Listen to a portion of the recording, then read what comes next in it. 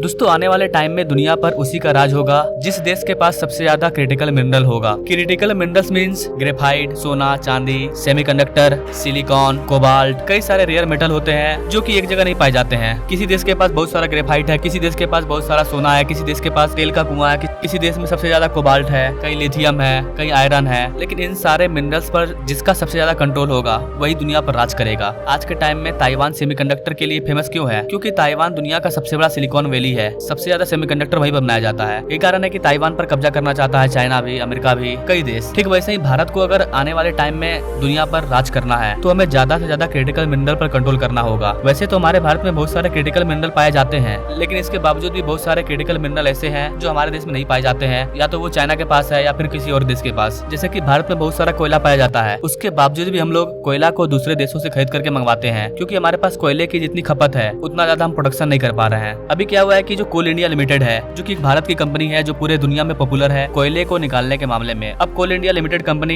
Inter कर रही है क्रिटिकल मिनरल में। अब वो भारत में जितने भी क्रिटिकल मिनरल है उनको भी निकालेगी, जैसे कि ग्रेफाइट हो गया, लिथियम हो गया। इन सारी चीजों के लिए हम लोग अब तक चाइना पे डिपेंड करते हैं। ये सारी चीजें भारत में मौजूद भी है, जैसे कि जम्मू कश्मीर में बहुत सारा लिथियम है, झारखंड बिहार में लिथियम है, लेकिन हमारे पास उतनी टेक्नोलॉजी नहीं है कि हम इन सारे क्रिटिकल मिनरल को निकालें और अपने डिमांड को पूरी करें। इसलिए हम दूसरे देशों पर डिपेंड है। लेकिन अब ऐसा नहीं होगा। अब जो कोल इंडिया लिमिटेड है वो कोयलों को छोड़ करके और भी कई चीजों का प्रोडक्शन करेगी, रिसर्च करेगी और उसे भी निकालेगी। कोल इंडिया न सिर्फ भारत बल्कि पूरी दुनिया की एक जानी मानी क्रिटिकल मिनरल की माइनिंग करने वाली कंपनी है। और जो कि हम सभी जानते हैं कि आने वाले टाइम में कोयला खत्म हो जाएगा। अब दुनिया रिन्यूएबल एनर्जी में आगे बढ़ रही है। ऐसी कंडीशन में कोल इंडिया भी अब खुद को अपग्रेड कर रही है और रिन्यूएबल एनर्जी में एंटर कर रही है। कई सारे ऐसे रेयर मेटल है जो भारत में मौजूद नहीं है, लेकिन बहुत सारे हमारे मित्र कंट्री ऐसे हैं जो हमें वो रेयर मेटल को देना चाहते हैं। इसके लिए हमें अपनी कंपनी को वहाँ पर भेजना होगा। वो वहाँ पर उस क्रिटिकल मिनरल का एक्सप्लोरेशन करेंगे, खोज करेंगे और उसको वहाँ से निकालेंगे और भारत भेजेंगे। इससे उस देश को भी फायदा होगा और भारत में क्रिटिकल मिनरल आएगा तो भारत की जो डिपेंडेंसी है वो अदर कंट्रियों पर कम हो जाएगी। कई कंट्री है, ब्राजील, चिली, ऑस्ट्रेलिया,